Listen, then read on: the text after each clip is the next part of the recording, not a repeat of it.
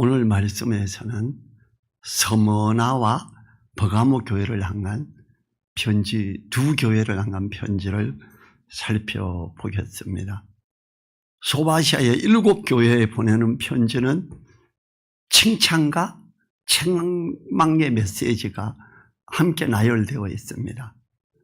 서머나 교회는 빌라델비아 교회와 함께 칭찬만을 듣는 교회입니다.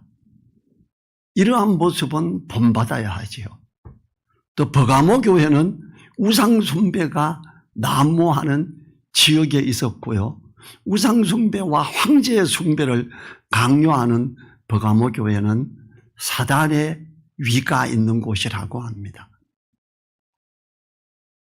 현대를 사는 우리들에게 탐심으로 인한 우상의 기회가 많으므로 버가모 교회의 상황은 현대에 있는 우리들 교회와 비슷하다고 볼 수도 있습니다. 8절에서 서머나 교회의 사자에게 편지하기를 처음이요 나중이요 죽었다가 살아나시니가 가라사대 그래요. 극심한 핍박으로 인해 순교적 상황에 직면한 교회에 너무나 큰 위로가 되시는 주님이 처음과 나중 되시며 죽었다가 살아나신 주님이십니다. 처음이요 나중이라는 표현은 1장 8절에서 알파와 오메가라고 하시는 하나님의 신적 선포와 맥락을 같이 합니다. 죽음의 위협을 받는 서머나 성도들에게 죽음을 이기시고 살아나신 주님은 큰 위로이며 힘이 되지요. 바울의 고백처럼 사망아 너의 이기는 것이 어디 있느냐? 사망아 너의 쏘는 것이 어디 있느냐? 고린도전서 15장 55절에 있는 것처럼 이 물러서지 않는 담대함을 갖는 믿음을 갖게 하시는 분이 죽었다가 살아나신 주님이십니다. 사망을 이기는 권세를 가지신 분을 주님으로 모신 자들의 힘이 되는 표현이지요. 죽었다가 살아나신 이라고 하는 이야기는 그 교회에 죽는 자들이 있다는 이야기예요. 그래서 부활하신 주님을 이야기하지요. 9절에서 내가 내 환난과 궁핍을 아노니 실상은 내가 부요한 자니라. 자칭 유대인이라 하는 자들의 회방도 아노니 실상은 유대인이 아니요 사단의 회라. 주님의 이름을 위하여 믿음을 지키는 과정에서 초래되는 압박과 박해는 물질적 궁핍을 가져왔습니다. 주님이 살피시고 계신 서머나 교회가 실상은 부요하다고 합니다. 지금 이 교회는 가난합니다. 경제적 궁핍함이 있습니다. 그런데 주님께서는 실상은 네가 부요하다 이렇게 말을 합니다. 이 표현은 라오디게아 교회 7번째 교회와 반대되는 표현이지요. 라오디게아 교회는 요한계시록 3장 17, 18절에서 우리 같이 읽어볼까요? 요한계시록 3장 17, 18절 같이 읽습니다. 내가 말하기를 나는 부자라 부여하여 부족한 것이 없다 하나 내 곤고한 것과 가련한 것과 가난한 것과 눈먼 것과 벌거벗은 것을 알지 못하도다. 내가 너를 권하노니 내게서 불로 연달한 금을 사서 부요하게 하고 흰옷을 사서 입어 벌거벗은 수치를 보이지 않게 하고 언약을 사서 눈에 발라 보게 하라. 서머나 교회는 이미 불로 연달한 금을 소유하고 있었으므로 부요하다고 합니다. 서머나 교회는 초라하고 조그만합니다. 라오디게아 교회는 요즘 대형 교회 같습니다. 라오디게아 교회의 건물을 이렇게 회복시켜 놓은 걸 보고 깜짝 놀랐어요. 요즘으로 치면 1500석에서 2000석 되는 교회 크기였어요. 거긴 부자였어요. 그런데 실상은 가난하다. 실상에 가난한 것과 눈먼 것과 벌거벗은 것을 알지 못하는구나. 좋은 옷 입고 명품만 입고 폼 잡고 가는 교회였어요.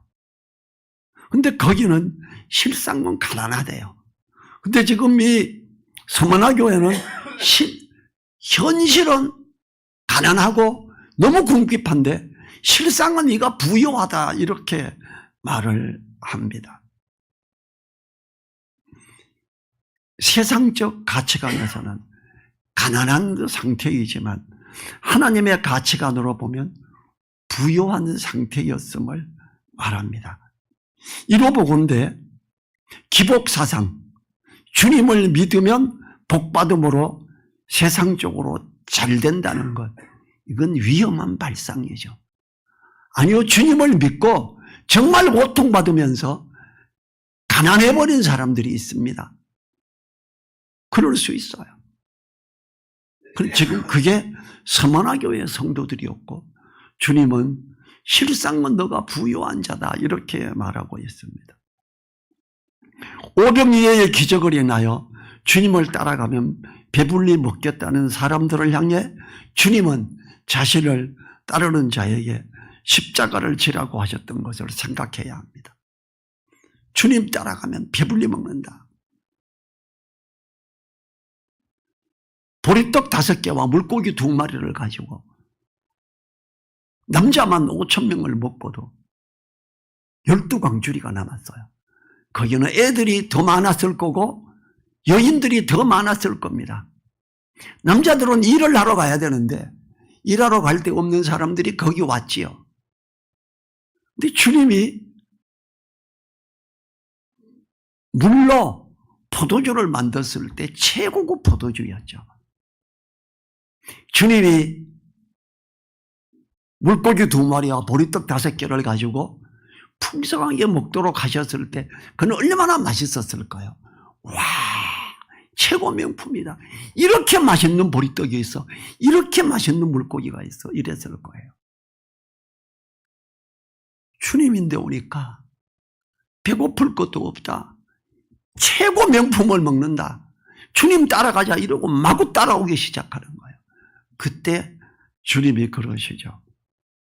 누가복음 9장 23절에서 아무든지 나를 따라오려거든 자기를 부인하고 날마다 제 십자가를 지고 나를 쫓을 것이니라 이럽니다.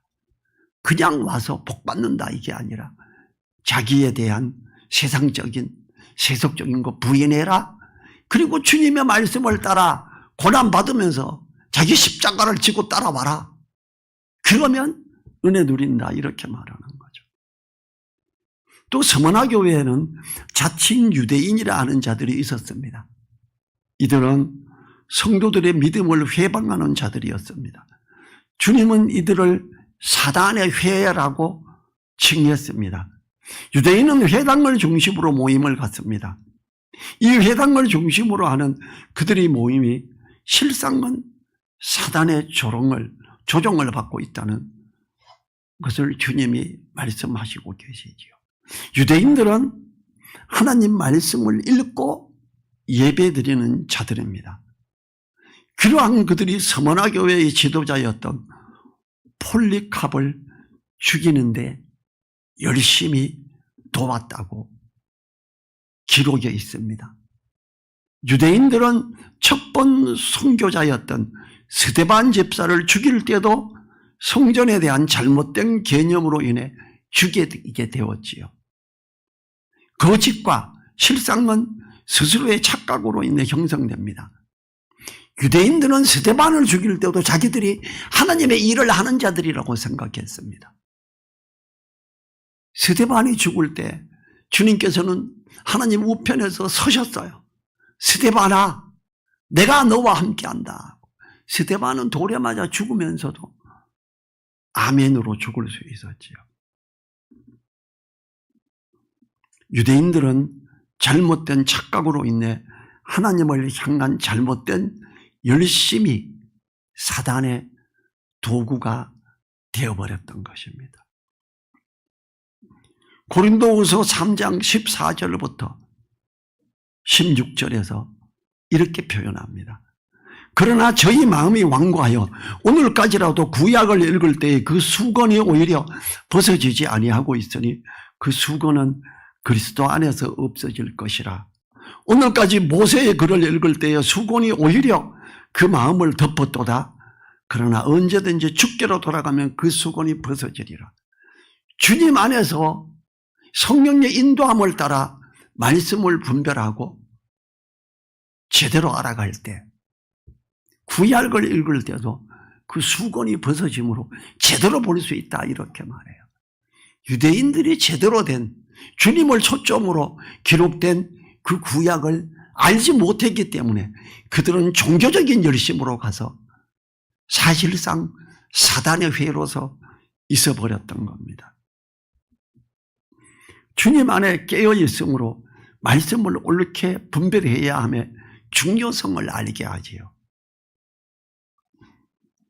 10절 같이 읽어볼까요? 내가 장차 받을 고난을 두려워 말라. 볼지어다 마귀가 장차 너희 가운데서 몇 사람을 오게 던져 시험을 받게 하리니 너희가 10일 동안 환난을 받으리라. 내가 죽도록 충성하라. 그리하면 내가 생명의 면류관을 내게 주리라. 현재도 고난 가운데 있는 교회가 앞으로도 고난을 더 받을 것을 말씀하십니다. 과연 서머나 교회의 성도들은 옥에 갇히기도 하며 사형을 당하기도 했습니다. 죽도록 충성하라는 것은 죽음을 각오하라는 것입니다. 서머나 교회의 지도자 폴리캅은 주님을 욕하고 생명을 구하라고 하는 로마 정부의 요청을 거부했습니다. 야, 폴리캅아, 너 예수를 욕해. 그럼 너 살려준다. 너 감옥에서 풀어준다 그랬어요. 86년간 주님을 성경에 한 번도 외면하지 않은 주님을 부인할 수 없다고 하면서 죽음을 자처해서 죽었던 것이 폴리캅입니다. 비진리와 진리의 대치 상황에서 성도가 택해야 하는 것은 죽도록 충성하는 것입니다. 주님은 이러한 자들에게 영광의 면류관을 약속하십니다. 에베소서 3장 18절 그러므로 너희에게 구하노니 너희를 위한 나의 여러 환난에 대하여 낙심치 말라. 이는 너희의 영광이니라. 그러나 이 환난이 10일 동안이라 하면서 기한이 있다는 걸 말합니다. 콘스탄틴 황제 때부터는 환난이 아닌 대접을 받게 됐었지요. 11절 같이 읽어보죠. 귀 있는 자는 성령이 교회에게 하시는 말씀을 들을지어다. 이기는 자는 둘째 사망의 해를 받지 아니하리라. 자, 귀 있는 자는 이제 두 번째 교회에서도 또 귀 있는 자는 성령이 교회에게 하시는 말씀을 들으래요. 우리 보고 들으라는 이야기예요. 서머나 교회만을 위해서 쓴 게 아니라는 거지요. 현재 고난을 당하는 자들에게 하시는 주님의 약속은 둘째 사망의 해를 받지 않는다고 합니다. 지옥불의 고통에서 건지시는 주님의 약속입니다. 요한계시록 21장 4절에서 모든 눈물을 그 눈에서 씻기심에 다시 사망이 없다고 하십니다. 주님의 위로와 권면은 생명의 면류관과 둘째 사망의 해를 받지 않음에 대한 약속입니다. 우리는 어떻습니까? 이 서머나 교회처럼 사람들처럼 세상적인 어떤 것과 타협하지 않고 세속적인 것을 따라가면서 출세를 하려고 죄악 가운데로 들어가는 것 하지 말아야 합니다. 그러면 더 어려워질 수도 있습니다. 그런데요, 그때 잠깐 어려워지지만 사실상 길게 보면 은혜가 넘치게 됩니다. 저는 이걸 직접 경험했습니다. 직장 다닐 때요, 제가 윗상사나 회사 대표에게 아부하지 않았습니다. 왜냐하면 이 열심히 일하고 기도하고 할 때 그걸 기억하고 상을 주시는 분은 주님이라고 골로새서에 기록이 되어 있어요. 그래서 저는 속으로 그랬지요. 직장 상사, 부장님, 당신이 내인데 상 주는지 알아? 당신이 내 급여 올려주는지 알아? 아니야, 주님이 공급하셔. 사장님, 당신이 아니야, 주님이 공급하셔. 저는 정말로 입사 동기보다 월급을 2배나 많이 받게 됐어요. 저는 안동공고라고 시골에 있는 아주 시골 공고 출신이고 서울에 있는 북공고 이런 데 출신들이 그때 당시에 서울 북공고는 서울에서 서울공고 다음으로 좋은 고등고였어요. 거기 애들보다 2배나 더 많이 받았지요. 직장 상사가 인정해서 될 수 있는 일이 아니에요. 주님은 갚아주십니다. 이제 12절 넘어갑니다. 버가모 교회의 사자에게 편지하기를 자구의 날성 검을 가진 이가 가라사대. 버가모 교회에는 좌우의 날성 검을 가진 주님이 필요했습니다. 좌우의 날성 검은 하나님의 말씀에 대한 상징입니다. 히브리서 4장 12절에서 하나님의 말씀은 살았고 운동력이 있어 좌우의 날선 어떤 검보다도 예리하여 혼과 영과 및 관절과 골수를 찔러 쪼개기까지 하며 또 마음의 생각과 뜻을 감찰하나니 그래요.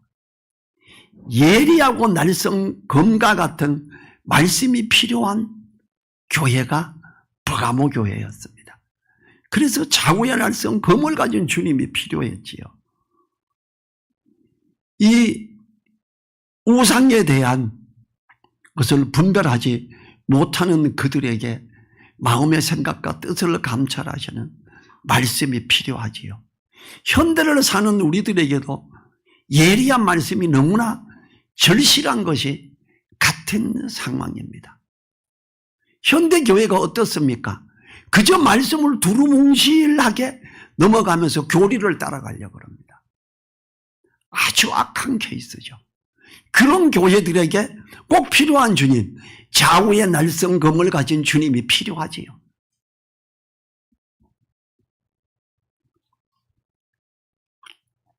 이 하나님의 은혜를 가지고 나가야지요. 13절로 보지요. 내가 어디에 사는 것을 내가 아노니 거기는 사단의 위가 있는 데라. 내가 내 이름을 굳게 잡아서 내 충성된 종년 안디바가 너희 가운데 곧 사단에 거하는 곳에서 죽임을 당할 때에도 나를 믿는 믿음을 저버리지 아니하였도다. 주님은 버가모 교회가 있는 곳이 사단의 위가 있는 곳이라고 합니다. 사단의 위라는 것은 사단의 보좌를 말하는 것으로 사단이 왕리나 심판의 권세를 떨치고 있음을 말합니다. 우상 숭배와 함께 황제 숭배하는 것을 권하고 왕성했기 때문에 사단의 위라고 하기에 충분합니다. 주님은 사단의 위가 있는 곳이란 것을 아신다고 합니다. 주님이 아신다는 것은 함께 하심으로 그들을 붙들어주고 계심을 말하지요. 일본 시대 때 어땠어요? 일본 시대 때 일본 왕에게 경배하라 그랬어요. 거기에 경배하지 않은 교회들이 있어요. 근데 우리나라 대부분 교회는 경배했습니다. 안타까운 일이지요. 황제에게 경배해라. 그 따라간 거예요. 이 버가모 교회 같았죠. 대한민국 교회가 대부분이 그랬습니다. 너무 안타까운 일이지요. 이 안디바는 버가모 교회의 감독으로 도미티나 우스 황제 때에 황제 숭배를 거부하다가 체포당하여 불에 벌겋게 달군 항소 위에 앉혀서 처참하게 다 죽었습니다. 이러한 처참한 상황에서도 버가모 교회 성도들은 주님의 이름을 굳게 잡아 믿음을 저버리지 않고자 애썼습니다. 그런데 그 다음부터가 문제였습니다. 14절 같이 읽어보지요. 그러나 내게 두 가지 책망할 것이 있나니 거기에 내게 발람의 교훈을 지키는 자들이 있도다. 발람이 발락을 가르쳐 이스라엘 앞에 올무를 놓아 우상의 제물을 먹게 하였고 또 행음하게 하였느니라. 주님의 이름을 충성되이 붙들므로 믿음을 지키는 자들이 있는 버가모 교회의 발람의 교훈으로 인해 우상 숭배를 하고 행음을 하는 자들이 있었다는 거예요. 발람은 모압 왕 발락에게 이스라엘 사람들을 저주 아래 있게 하려던 음행하게 하고 그 여인들로 인하여 우상 숭배를 하게 하면 하나님의 보호하심에서 멀어지게 됨을 알려주었습니다. 하나님과 우상을 겸하여 섬기는 혼합주의와 음란한 술 취함을 조장하는 쾌락주의를 공동체 안에 받아들이는 것이었습니다. 너무 안타까운 일이지요. 우리나라 장로교 중에서 통합 측이 이 짓을 하고 있습니다. 너무 안타깝지요. 발람의 교훈, 우상 숭배와 이런 것들을 인정하고 받아들이는 그것도 어떤 교리로 만들어서 교회에 받아들이게 한 거예요. 그래서 그 교회는 좌우의 날성 검을 가진 예리한 말씀을 들춰내는 주님이 필요했던 거예요. 15절 같이 읽어볼까요? 이와 같이 내게도 니골라당의 교훈을 지키는 자들이 있도다. 발람의 교훈을 지키고 니골라당의 교훈을 지키는, 자, 니골라당의 행위가 에베소 교회에서 성도들이 미워했던 거고 하나님도 미워하는 게 니골라당의 행위였지요. 니골라당의 행위가 이것이 어떤 모습으로 정착이 되면서 니골라당의 교훈이 되어버렸습니다. 교리가 돼서 온 거예요. 어떻게 해서 그렇게 왔을까요? 로마 교황과 더불어서 그들을 숭배하고 그들을 머리로 그들에게 복종할 때 복을 받는다고 하면서 이걸 교리로 정착시켜서 교회에 뿌렸어요. 그러면서 그들이 만들어낸 단어가 뭡니까? 평신도라는 단어예요. 평신도 많이 들어봤죠? 성경에 있나요? 없습니다. 우리나라 교회 대부분이 평신도라는 단어를 씁니다. 좌우의 날성 검을 가진 주님이 이걸 비추시면 사탄이 준 단어가 평신도라는 단어라는 걸 알게 됩니다. 목사들이 그 위에 군림하려고 하고 권위를 주장하려고 하는 것, 그 모든 목사들에게 좌우의 날성 검을 가진 주님이 필요한 거예요. 평신도라는 단어를 한 번이라도 써보신 분들은 좌우의 날성 검을 가진 주님이 필요한 거예요. 타락한 목사들이라는 거예요. 그건.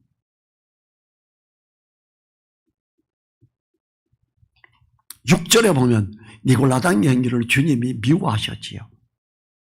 에베소 교회 성도들은 니골라당의 행위를 미워했습니다. 그런데 이제 본구절에서 니골라당의 교훈으로 등장합니다. 너무 안타깝지 않아요? 이게 교회의 흐름이고 지금 이걸 아직도 대한민국 교회 99%가 가지고 있습니다. 대한민국 교회 99%는 좌우의 날선 검을 가지고 주님이 필요한 거예요. 교회에서 평신도라는 단어 안 쓰는데 보셨어요? 제가 있던 선교단체 안 썼습니다. 거기서 세웠던 교회 평신도라는 거 없습니다. 그래서 뭐라 그러는지 아세요? 신학교 가면 타락한다 그래요. 왜?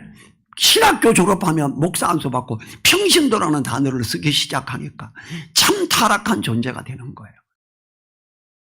근데 제가 공부한 미국 밥존소 한국지교회에서는 평신도라는 단어 자체를 안 씁니다. 그런 건 없다고 말합니다. 얼마나 감사해요. 제가 다른 목사들한테 이런 말하면 저보고 뭐라 그러는지 아세요? 전 목사님 하여튼 이상하대. 맨날 자꾸 삐딱하게 본대. 아니요, 좌우의 날선 검을 가진 주님이 함께할 때 그게 보이는 거예요. 좌우의 날선 검을 가진 주님이 함께하지 않으면 그건 안 보이는 거예요. 우리는 이 버가모 교회를 통해서, 서신서를 통해서 하나님이 얼마나 옳게 가르쳐 주는가. 이 너무 안타깝죠. 주님이 미워하시는 잘못된 교리의 단어가 평신도예요. 니골라당의 행위의 대표적인 교훈이 평신도예요. 이거 쓰면 안 되죠. 평신도는 없습니다. 우린 누구나 하나님의 자녀되는 권세를 가진 자들입니다. 진리에서 벗어난 잘못된 행위는 드러내어 축출함으로 진리를 세워가야 합니다. 버가모 교회의 좌우의 날선 검을 가지신 주님이 필요한 이유이시지요. 이제 각 교회에 필요한 주님을 말씀하실 때, 왜 이런 주님을 표현했구나가 접근이 될 거예요. 16절에서 그러므로 회개하라. 그러하지 아니하면 내가 내게 속히 임하여 내 입의 검으로 그들과 싸우리라. 평신도라는 단어를 쓰는 모든 목회자여 회개해라. 거기서 돌아서라 이 말이지요. 그러하지 아니하면 내가 내게 속히 임하여 내 입의 검으로 그들과 싸우리라. 좌우의 날선 검을 가지신 주님이 책망하시고 심판하시겠다는 거예요. 이 주님은 니골라당의 교훈을 가진 버가모 교회를 향해 회개하라고 합니다. 주님의 입의 검으로 그들과 싸우시리라고 말씀하시는 것을 명심해야 합니다. 말씀에 비추어 봄으로 옳게 있고자 하는 시도는 계속해서 있어야 하는 거지요. 대한민국 교회에 이거 시도하는 교회가 몇 개가 있을까요? 거의 없습니다. 지금 현재 사랑침례교회가 다시 이단의 공격에 휘둘리고 있습니다. 그 교회에서는요, 뭘 맡고 있지 않는 사람은 집사도 아닙니다. 그냥 형제입니다. 뭘 맡고 있다가 내려놓으면 그냥 형제가 되고, 현재 맡고 있으면 집사가 돼요. 거기서는 목사도 설교 안 하고 이제 내려와서 물러나면 그냥 형제가 되는 거예요. 일반 교회에서 볼 때 그건 이단의 길로 가는 것이요. 성경에서는 잘하는 거래요. 성경에서 잘한다는 거, 그게 옳은 거죠. 너무 안타깝죠. 우리는 니골라당의 교리, 평신도라는 교리를 따라가는 모든 교회가, 목회자가 회개해야 된다는 걸 성경이 분명히 기록하고 있다는 걸 우리는 알아야 됩니다. 17절 읽어보지요. 같이 읽지요. 귀 있는 자는 성령의 교회들에게 하시는 말씀을 들을지어다. 이기는 그에게는 내가 감추었던 만나를 주고 또 흰돌을 줄 터인데 그 돌 위에 새 이름을 기록한 것이 있나니 받는 자밖에는 그 이름을 알 사람이 없느니라. 이기는 자들에게는 감추었던 만나를 주어서 먹게 한다고 합니다. 주님은 주님 자신을 만나와 하늘에서 내려온 떡이라고 하셨습니다. 발람과 니골라당의 교훈에서 승리하는 자들에게 주님을 누리는 은혜를 주시지요. 흰돌을 준다고 합니다. 법정에서 무죄를 입증할 때 던지는 돌이지요. 우리는 오늘 서머나 교회에는 죽었다가 살아나신 이가 처음이요 나중이신 이가, 버가모 교회에는 좌우의 날성검을 가진 주님이 필요했었다. 그리고 이들에게 주님은 뭘 도전하고 있는가? 우리가 뭘 따라가지 말아야 되는가?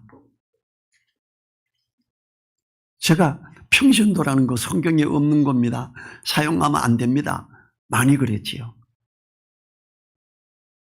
니골라당의 교훈으로 정착된 현재까지 한국교회에 막강하게 적용되고 있는 그 표현, 우리는 절대로 쓰면 안 됩니다. 사탄이 갖다 준 거기 때문에 그렇습니다. 우리 자리에서 일어나셔서 1분간 기도하지요. 서머나 교회에 필요한 주님, 버가모 교회에 필요한 주님, 나에게도 은혜 내려주십시오 하고.